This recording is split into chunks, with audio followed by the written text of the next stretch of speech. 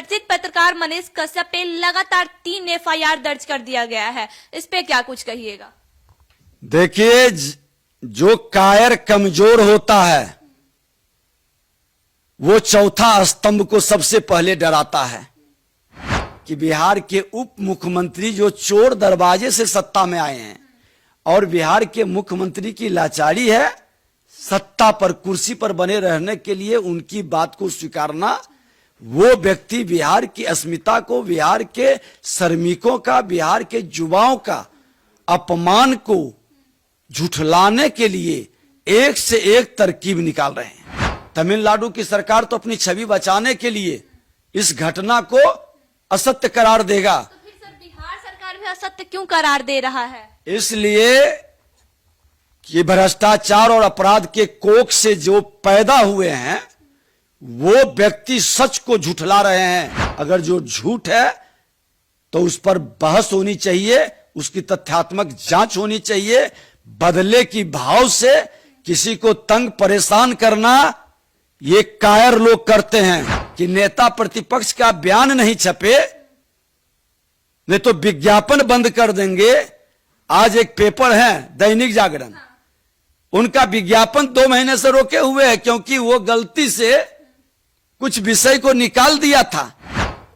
गलत रूप से अगर जो आप पत्रकारों की आवाज को दबाना चाह रहे हैं तो ये कतई उचित नहीं है। सोशल मीडिया पर मामला कहां से आया? आज ये सारे के सारे पत्रकार गलत अफवाह चलाए तो तमिलनाडु में 4 लोगों की अरेस्टिंग क्यों हुई? जातीय जहर के लहर के कहर से बिहार को प्रभावित कर रहे हैं। मनीष कश्यप भी भूमिहार है, इसलिए उसको सताने का ये खेल खेल रहे हैं। लेकिन इनको याद रखना चाहिए कि आपके जंगल राज का नाश भी यही समाज किया था।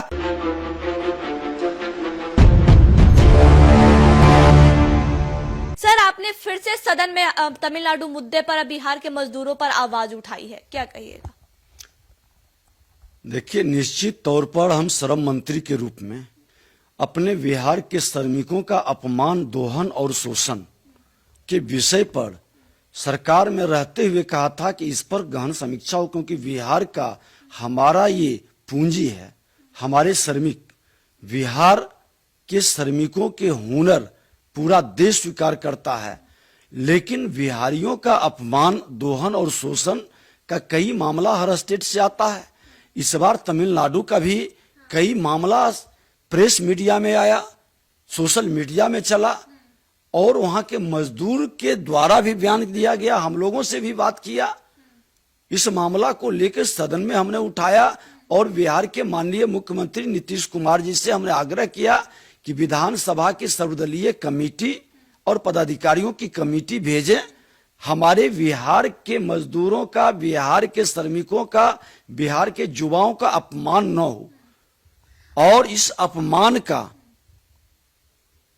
सच को जानना चाहिए और इस पर लगाम लगानी चाहिए। बिहार के मुख्यमंत्री ने इसे स्वीकार भी किया, उन्होंने कमेटी भी भेजी, लेकिन दुर्भाग्यपूर्ण स्थिति है कि बिहार के उप मुख्यमंत्री जो चोर दरवाजे से सत्ता में आए हैं और बिहार के मुख्यमंत्री की लाचारी है सत्ता पर कुर्सी पर बने रहने के लिए उनकी बात को स्वीकारना, वो व्यक्ति बिहार की अस्मिता को, बिहार के श्रमिकों का, बिहार के युवाओं का अपमान को झुठलाने के लिए एक से एक तरकीब निकाल रहे हैं।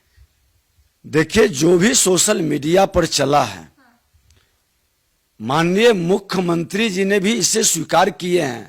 उन्होंने कहा है कि हम अखबार के बयानों को आधार पर टीम भेज रहे हैं और जितनी घटनाएं घटित हुआ हमको बता दें कि हिंदुस्तान पेपर में जो निकला कि बिहार के मजदूर का रेलवे ट्रैक पर लाश मिला, क्या बिहार की सरकार इसकी जांच कराई? सिकंदरा में वार्ड नंबर 12 में रविदास, मोनू रविदास की हत्या हुई तमिलनाडु में, क्या सरकार ने इसकी जांच कराई?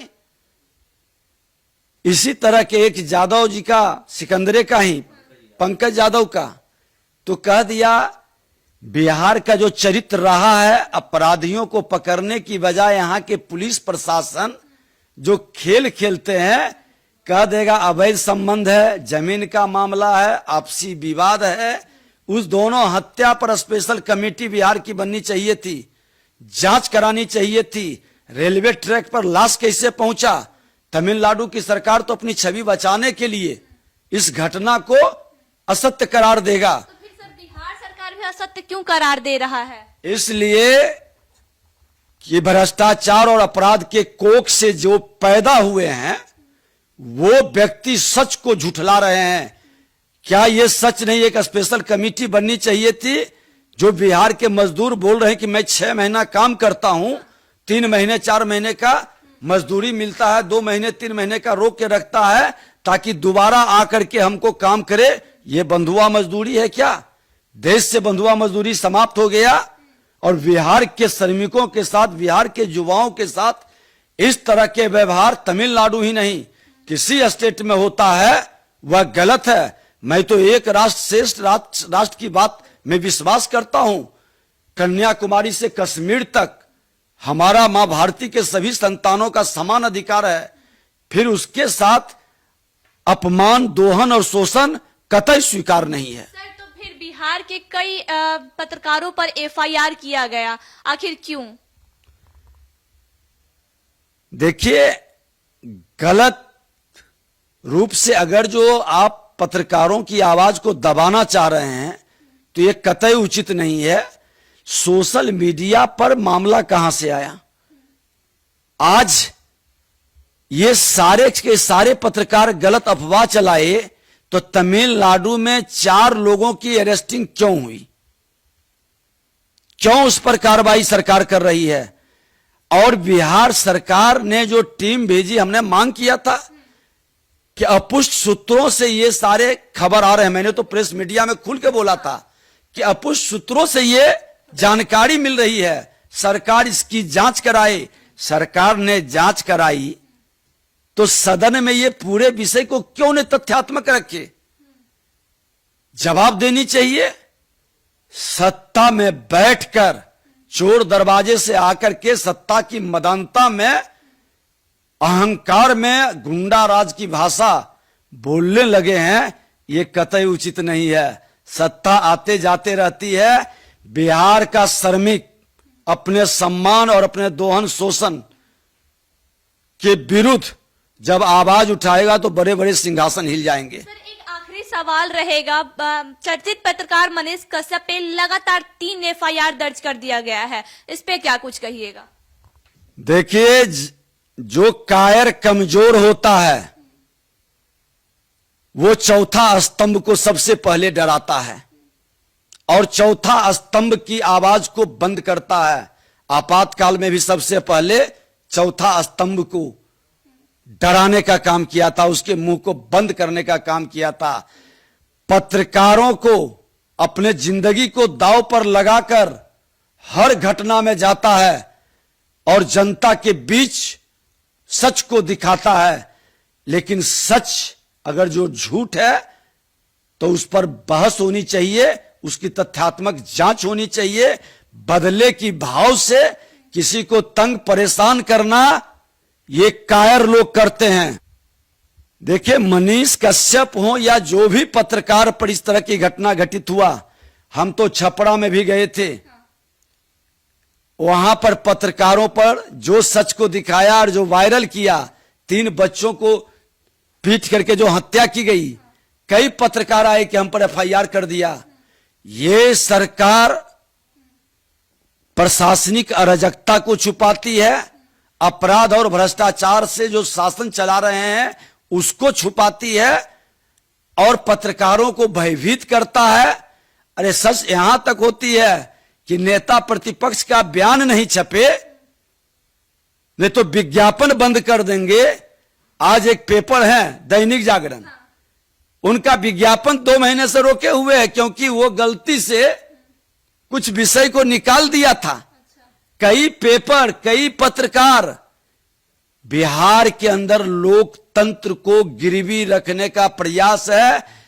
अघोषित आपातकाल, ये जेपी के शिष्य बन रहे हैं और लोकनायक जयप्रकाश नारायण के सामने बड़े भाई छोटे भाई दोनों ने शपथ लिया था कि जाति विहीन समाज बनाएंगे, भ्रष्टाचार मुक्त राष्ट्र बनाएंगे। भ्रष्टाचारियों की गोद में बैठकर जातीय जहर के लहर के कहर से बिहार को प्रभावित कर रहे हैं। मनीष कश्यप भी भूमिहार है, इसलिए उसको सताने का ये खेल खेल रहे हैं। लेकिन इनको याद रखना चाहिए कि आपके जंगल राज का नाश भी यही समाज किया था। और आप जो पत्रकार, ये पत्रकार समाज का आईना और दर्पण है। आप आवाज को दबाइएगा, आपकी नाश सुनिश्चित है। आप सच में बहस कराइए, सदन के अंदर इस पर विमर्श कराइए, सच को लाइए। जो मीडिया में चला उस पर आप एक कमेटी सर्वदलीय बना करके बैठिए। ठीक है, किसी स्टेट के बारे में गलतफहमी नहीं फैलनी चाहिए, अफवाह नहीं फैलना चाहिए, लेकिन क्या हमारे स्टेट के श्रमिकों का और युवाओं का अपमान हो और उस पर हम दाबने की प्रयास करें? हम उससे एक ठोस नीति क्यों नहीं बनाएं कि कोई भी स्टेट में उसका न दोहन करेगा, न शोषण करेगा, न अपमानित करेगा। सम्मान के साथ हमारा श्रमिक और युवा वहां पर अपना प्रतिभा का उत्थान करेगा। तो हमारे साथ नेता प्रतिपक्ष विजय सिन्हा जी थे, जिनका साफ तौर पे कहना है कि मनीष कश्यप भूमिहार है, इसलिए उनको टारगेट किया जा रहा है और चौथे स्तंभ के आवाज को दबाने की कोशिश की जा रही है। बिहार में स्वतंत्र रूप से पत्रकारिता नहीं करने दिया जा रहा है और जैसा कि इन्होंने एक समाचार पत्र का भी उदाहरण दिया है। आइए खबरों के लिए बने रहे सच टेक न्यूज के साथ। जय हिंद।